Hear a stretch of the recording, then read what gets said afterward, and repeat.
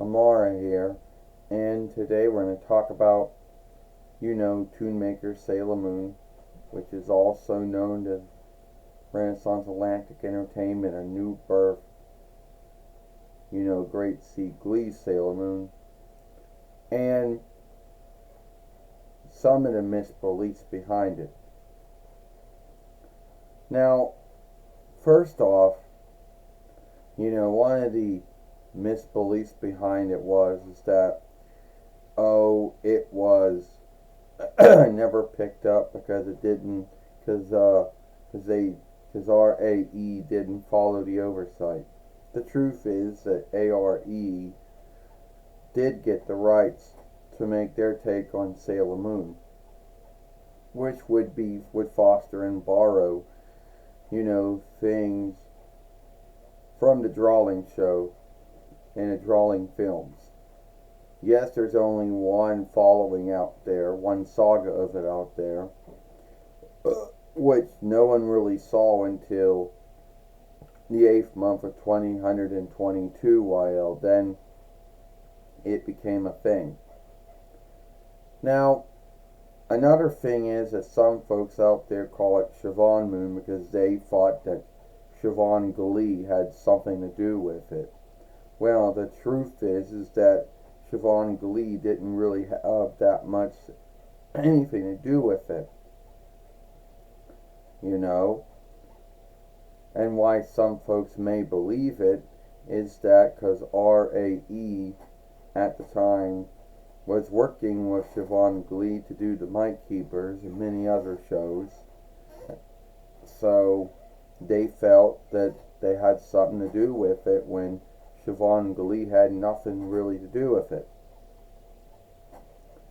And there is a little truth out there that most of the names being chosen, that were first chosen by them, chosen by Deke before they were shifted to other borrowed names, yes, those names did come from the ARE, or their Sailor Moon.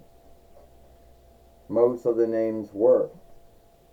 I mean, at the end of the day, a lot of names were shifted out, like Carrie and Dana, and Victoria were shifted out, and by the time Deke really got their rights to work with it, they ended up shifting out, Victoria for Serena, so just shifting out one Latinist borrowed name for another. I don't really know what Amy's name would have been.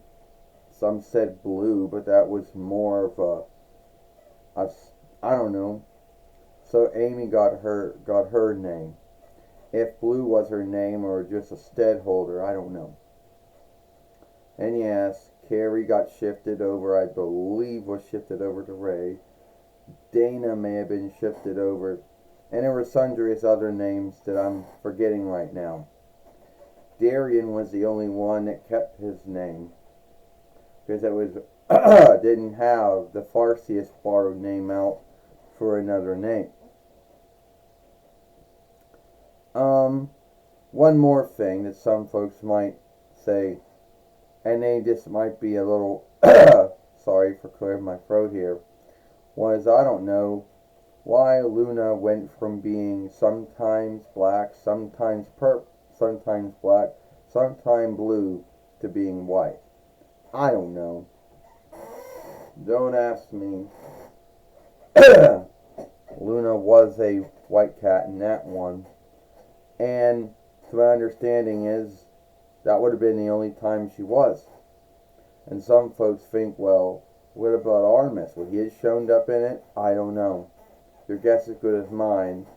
All the Sailor Keepers were, already together. And a lot of folks also have another little belief about starships or whatever. Why do they have, sailing starships? Because they were sailor fighters. So they really had to, say, played up more on the sailing end of it. And that's why they did. That was also the grounds to why Sailor Moon's Moon Two-Wheeler had gotten offshooted in by Irwin or was it band I wanted to, and that's where that came from. Even though it doesn't show up anywhere in the TOE work, or in the Viz work, or the Cloverway work, or the Deke work, or anyone else that had gotten the rights to work with it at the time. The only truth is, yeah, it was going to be on Fox. Believe it or not, it was. So that was not made up. Now, a lot of folks might wonder about it. Like, what was my take on? So those are some of the things. Oh yeah, and some folks are wondering if Queen Beryl's in it. Yeah, she is, but she doesn't really look anything like the Queen Beryl you know of. And instead of just looking for one, silver hearse, she's looking for sundriest ones to take from each one of the worlds that she's overtaken.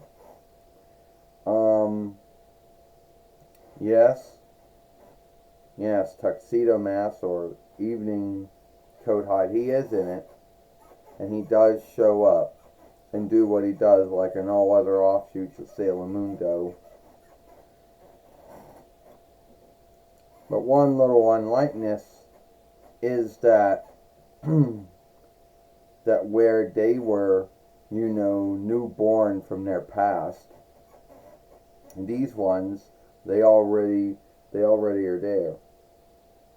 And that they went from a time hole to come to Earth to hide from the Dark Kingdom, but have to leave Earth and go to other worlds to fight the Dark Kingdom. And yeah, that's a little bit of, but I already talked about some of the misbeliefs of it. So you gotta forgive me for what I did and did not know about it.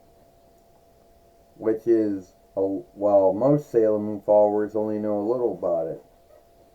And so those were my thoughts on it, or at least misbeliefs, or my little takes on, ARE Sailor Moon. Why I call it that? Because Renaissance Atlantic Entertainment are some kind of Frenchish, Latinist, the Frenchish, Hellenish borrowed words. The English word would be new birth or new start.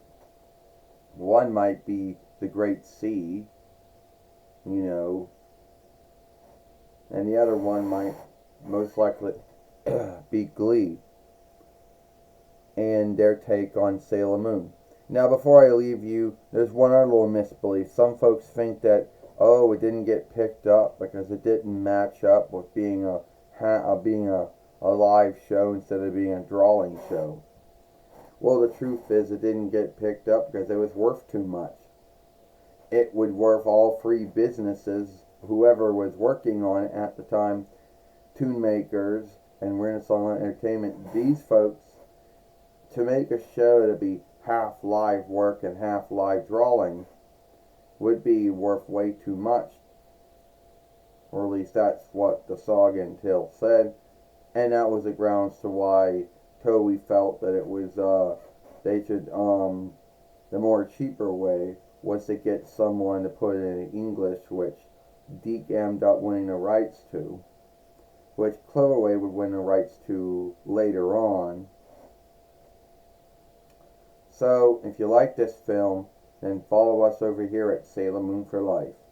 Don't forget to share and playlist and thumb up this film. And don't forget to hit that bind and ringer when you want to know when the next upload, live stream, or short's been done. And watch the other film we made yesterday over here.